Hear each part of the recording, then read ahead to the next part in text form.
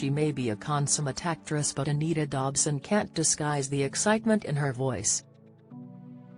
It's the eve of her visit to Buckingham Palace earlier this month with her Queen guitarist husband, Brian May. The following day he will formally be declared a Knight Bachelor by King Charles III, thus making Anita a lady into the bargain. And she's thrilled to bits. Who would have thought it? She laughs. That a working-class girl from Stepney, East London, would now officially be a lady? Lady May. My friends think it's hilarious and fantastic in equal measure. I'm so proud of Brian and that he's finally getting the official recognition he deserves. It's been a long time coming. That's the opinion of so many people, myself included, obviously. It should have happened 20 years ago. He so deserves it. Known for his self-effacing modesty, Sir Brian heaped praise on his wife after the investiture, announcing it was a thrill for him to confer a title on Anita. "It makes me feel proud that she gets an honor beside me," he said. "God knows I wouldn't be here without her."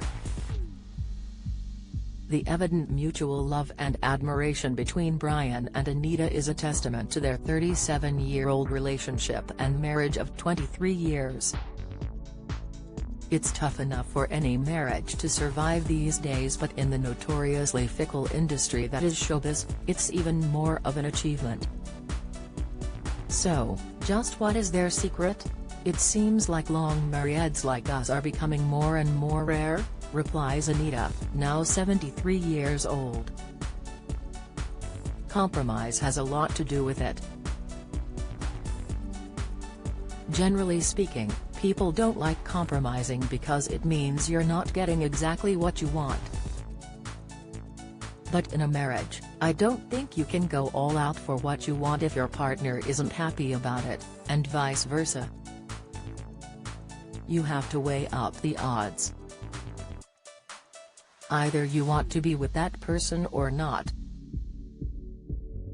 If you do, you compromise. If you don't, you leave and do whatever it is you do want." Brian and I have completely different opinions on lots of things, so we have to compromise. Sometimes it's an easy compromise, sometimes it isn't. But because Brian loves me, he allows me to be me, and vice versa. That's the trick, you should allow the person to be themselves.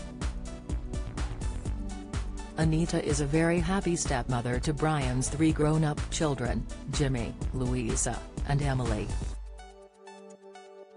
She's also a step-grandmother to 7 grandkids ranging in age from 18 down to 5 years old. "They call me Nana Neat being what friends and family call me," she explains.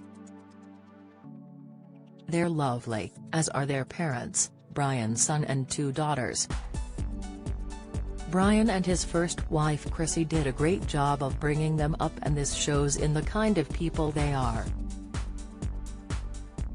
Anita is soon to grace our TV screens, the first time in a long while, in the black comedy BBC series Inside No. 9, due to screen next month.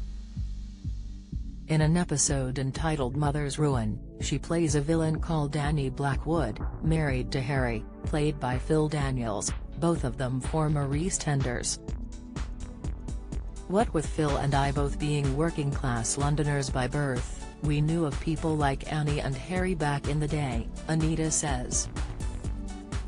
"I must admit I was a little apprehensive about being in Inside No. 9. It's always a bit scary to do something absolutely new. I'm a fan of the show, but that's one thing. Actually appearing in it is a different matter altogether. But I needn't have been nervous."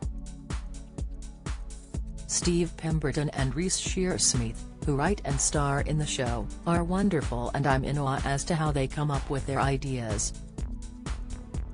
Although it's being a veritable Londoner that first made Anita famous, she's now a true convert to country living. She and Brian made a permanent move to their house in Surrey in 2021 after their listed Kensington home was flooded following heavy rain, causing vast damage and destroying many irreplaceable mementos. "I never thought I'd leave London, but things happen, life changes and you move on," she explains. "I've come to it late, but I'm a country girl now. The world seems so noisy to me these days and I love the peace and quiet of the countryside as well as its incredible beauty. When I've got a spare few moments, there's nothing I love more than sitting in the garden and taking in what's happening around me. No phone, no laptop, just nature." When it comes to work, Anita is fortunate to be able to pick and choose the jobs she does. "I don't tend to do theater tours, which would mean me being away from home for prolonged periods because I love where we live and I want to spend lots of time there," she adds. Previously she had said she planned to continue acting right up until the end of her life. Now, though, she's not so sure. "I don't plan on retiring, but it's true to say that, these days, I only take jobs that interest me. Next up for me is a lovely, little part in Doctor Who. I'd be happy if it became a permanent role. As a young actor, I did pretty much every job I was offered, but, once you're settled and more established, you don't have to do that." It would be remiss to let Anita leave without asking her about EastEnders and her role as iconic Queen Vic landlady, Angie Watts. "It seems incredible now in these days of multiple TV channels and streaming platforms, but, back in the 1980s, the BBC One soap regularly pulled in upwards of 20 million viewers per episode.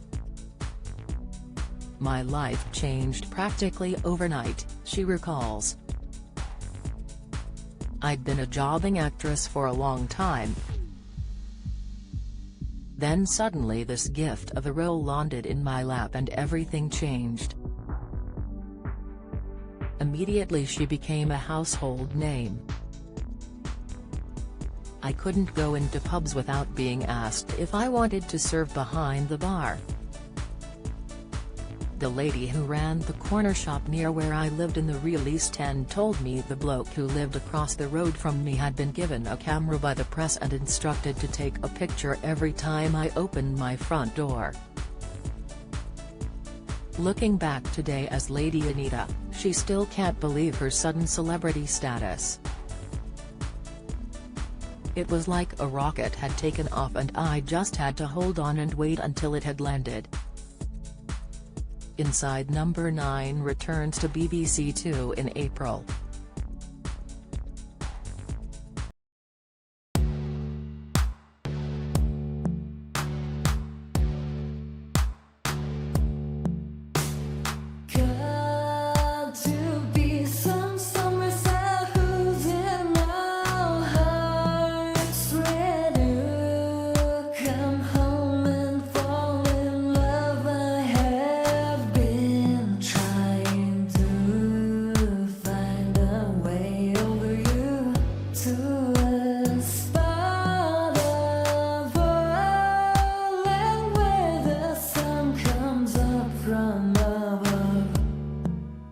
Now take